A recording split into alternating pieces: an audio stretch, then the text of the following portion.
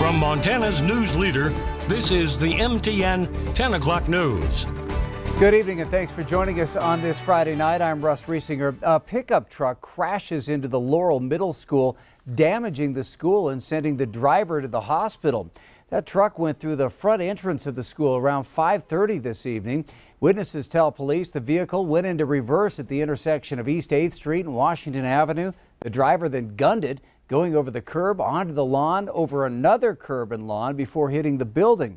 Laurel police officer Chase Rasmussen says school surveillance video shows the man hunched over the steering wheel, but says he was conscious and breathing when officers arrived. An ambulance took the man to the hospital. Superintendent Linda Filpila says the entrance will be supported and boarded up. There is damage to a post in the cafeteria area as well. At this time, the superintendent does not have an estimate on how long it will take to repair the building. Well, one man is in custody following yesterday's manhunt in the Heights, but law enforcement is still asking for the public's help locating the other fugitive who may possibly still be in the Billings area. The Yellowstone County Sheriff's Office has warrants out for Brian Pretty Weasel. Pretty Weasel is described as a 32-year-old Native American, over 6 feet tall, approximately 160 pounds. Sheriff Mike Linder says Pretty Weasel could be considered armed and dangerous and advises citizens not to approach him. Pretty Weasel is also a suspect in a vehicle theft, along with shots fired in Bighorn County early this morning. The stolen vehicle was located on private property off Thornton Road in Yellowstone County after a pursuit. The Sheriff's Office ended the manhunt in that area after determining that Pretty Weasel and another man were transported to an area of Jackson Street and King Avenue East around 7:30 this morning. The sheriff says anyone with information should call 911 or local law enforcement. Now, the other suspect, 29-year-old TEYON JAYDE FRITZLER, was taken into custody yesterday. Police were alerted about a man emerging from the woods near Tumbleweed Drive in the Alkali Creek neighborhood. Law enforcement was still in the area. They quickly arrested him. Sheriff Linder says Fritzler was arrested on a probation violation. He hasn't been charged in the shooting of a man during a theft in Shepherd that started that whole ordeal. Well, the Big Sky Conference makes it official that there will be no football or other fall sports, but there is still some hope for Cats and Grizz fans that teams could take the field in the spring. Q2 Sports Director Scott Breen joins us now with an update. Yeah, thank you, Russ. You know, the biggest thing to point out, in my opinion, is the difference between canceling a season and postponing a season. Yesterday, social media was flying around with the word canceled in regard to Big Sky Conference football. That even had players for the Cats and the Grizz stunned. With what we now are learning, though, about coronavirus, and with watching other leagues across the nation decide to postpone their football seasons, I really thought it was inconceivable that Jeff Choate and Bobby Houck and other Grizz football coaches would just sit back passively and agree to allow their football season to be canceled entirely in early August. Just didn't make sense. So here's exactly what's happening, as announced this morning, straight from the source, your Big Sky Conference. Football teams will not play a fall season, conference or non-conference. Plan as of now, play a full conference schedule next spring. Grizz Athletic Director Kent Haslam tells us there will be no non-conference games next spring. It's just an 8-game conference schedule that they're looking at in the Big Sky. But here's the bottom line. Teams are just shifting their season. Passionate football fans may be bummed, but we're still on target to see Frontier Conference football in the coming weeks, Power 5 Conference football, and of course the NFL is still on track to play.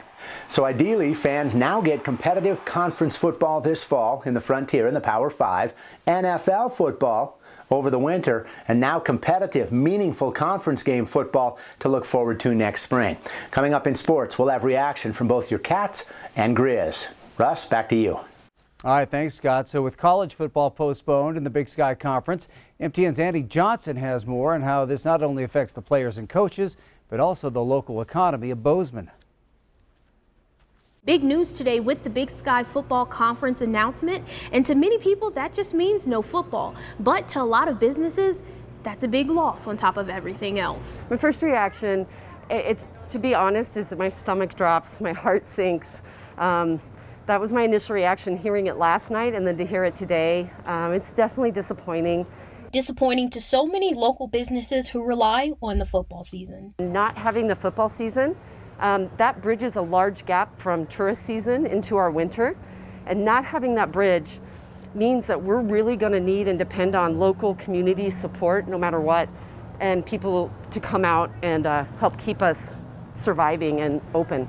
And community support seems to be a universal response as the backup plan. For us, I guess, moving forward, the focus just has to be on supporting our local community. Which means making the best of an already unfortunate situation. I don't necessarily look at it like we've got a big chunk of revenue that we have to replace. It's more of just like, continuing that focus on our local population and making sure that our restaurants are looked at as, some of the best places in Bozeman to go. But one thing's for sure, the game day atmosphere this fall will be missed.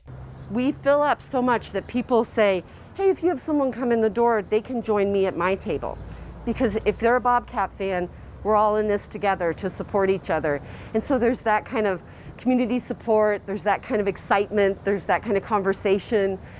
People are here happy, excited. Businesses will have to rely on the local economy now more than ever. Reporting in Bozeman, Annie Johnson, MTN News.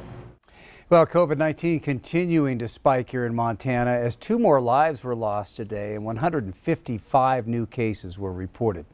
One of those deaths, a person in their 80s from Stillwater County. That's the first death in Stillwater County. Cascade County also reported its 4th death this morning. Flathead and Yellowstone counties had the highest number of new COVID-19 cases today at 21 each. Phillips County is now up to 21 cases after adding 16 this morning. That county had 0 active cases just a few days ago. Total cases are now approaching 4,800 in the state, with more than 1,500 of those considered active right now. 84 patients are currently in the hospital. It was announced tonight that St. Vincent de Paul has seen its first positive COVID case. An employee was admitted to the hospital today after experiencing symptoms. Craig Barthel, the executive director with St. Vincent de Paul, says several of the staff has been sent home and most business will now be conducted over the phone. Barthel said did say that none of the services they provide will be going away, and they will do whatever they can to ensure that the poor are taken care of and stay safe.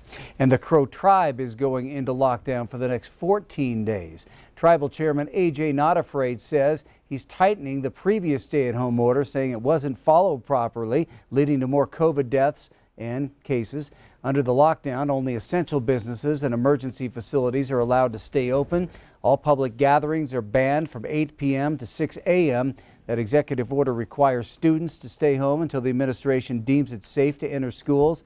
And checkpoints are set up on reservation public access points to monitor non-residents. All right, turning to Chief Forecaster Bob McGuire. Bob, that weekend's here, and well, if you got some lawn mowing to do or something, what's the best day? Yeah, it's a time for we call it our lawn mowing forecast. And I want you to check out our environmentally friendly lawnmower. Look at this one, huh? That's a new one we got for you. Oh, yeah, let me show you what's going to happen here. Yeah, we got a couple of days on the weekend, right? Saturday and Sunday. Saturday, I don't think it's going to be your best day because, you maybe could get it in. It's just going to be hot. We're going to be in the upper 80s, but still the upper 80s. Sunday, I think, is the better day. It's going to be right around 80 degrees, and I think that's the day I'm going to do it. Then on Monday and Tuesday, we're going to be talking 80s again, but we also have a 10% chance for some rain showers. So maybe you can get it in. It won't hurt at all, but that's the way things are shaping up. It looks like I think Sunday is going to be your best day to mow the lawn out of the next 4.